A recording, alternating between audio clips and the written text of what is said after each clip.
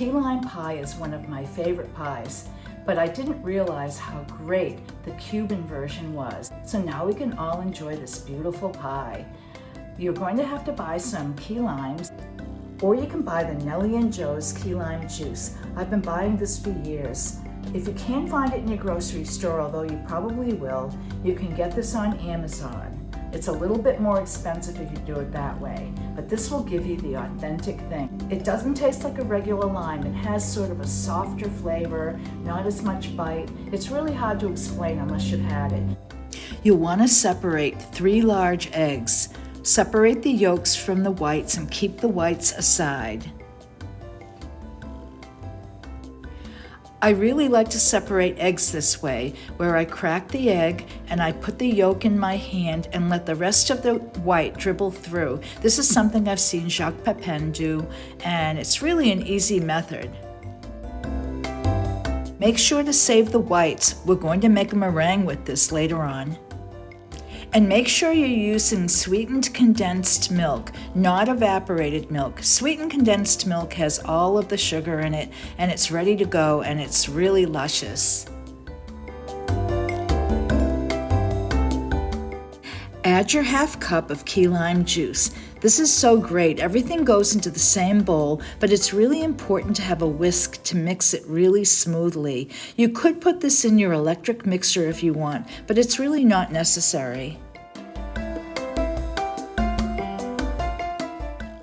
Your mixture should be really smooth and creamy without any bumps. I'm going to be placing my pie on a cookie sheet. I find it makes it so much easier to get in and out of the oven. I do this for pies and cakes too.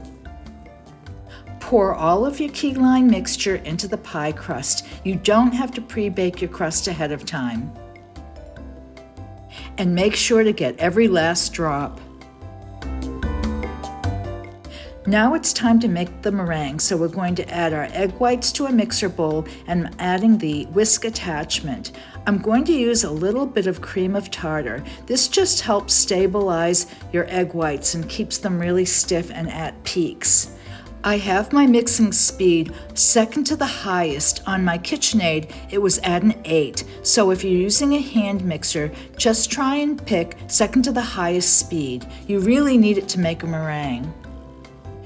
So you're going to want to add your sugar after a little bit. You want to get your meringue started, kind of getting it fluffy. If you add your sugar all at once early on, it's too heavy and your meringue won't whip and get fluffy. So just do 1 tablespoon at a time.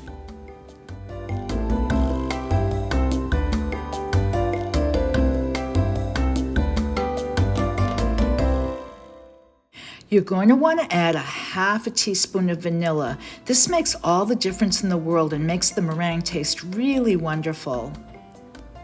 Make sure you add that vanilla later on when your meringue is starting to form some peaks.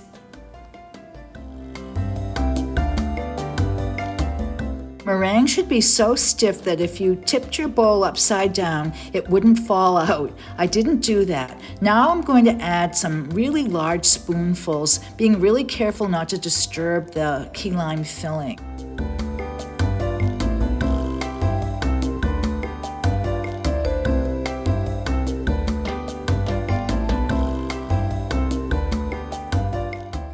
Having an offset spatula like I'm using is really important. It really helps you with so many things, frosting cakes or whatever, and they're not expensive at all. You can see now that I'm sealing those edges so that none of the filling is showing at all.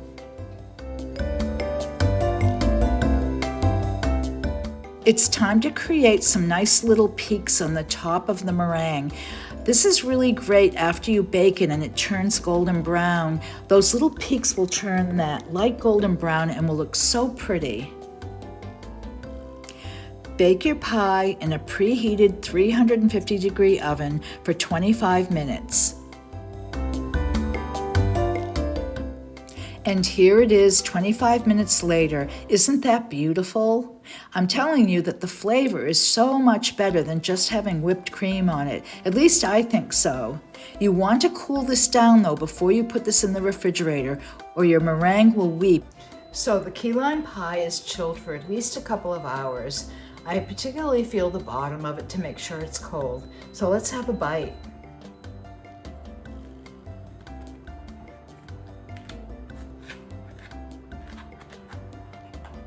Ah, there it is.